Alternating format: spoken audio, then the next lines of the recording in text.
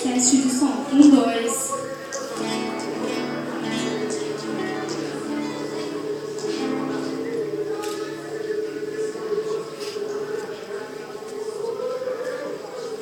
De vanidade, o velho.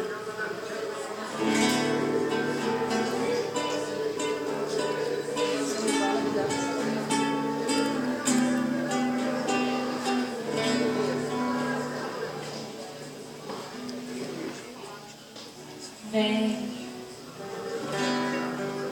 sem retornos, genuíno na retina dos espelhos. Só o velho é sempre novo, porque o novo imita o velho. Mesmo a guitarra é sofrida, se é o novo que a embala sem a vivência das mãos.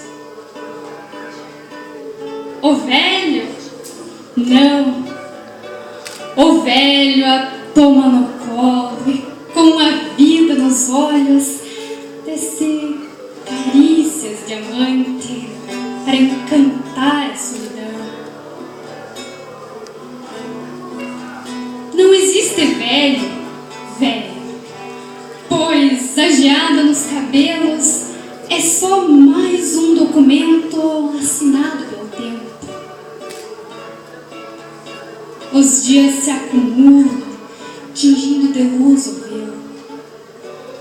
O moço que muda o mundo, que de todo viveu tudo, só então pode ser velho. Os anos são que nem livros, guardando sabedoria para as futuras gerações.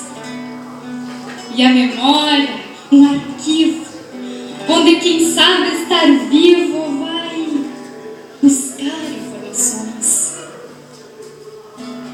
Por isto é preciso fibra,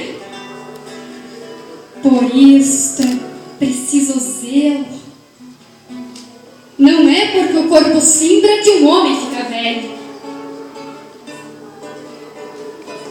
Há tanto guri já velho, e tanto velho guri, tanto moço absorto que nem sabe que está morto, mas já deixou de existir. Há tanto guri já preso nessas drogas por aí, e tanto velho bem teso, ensinando ao destino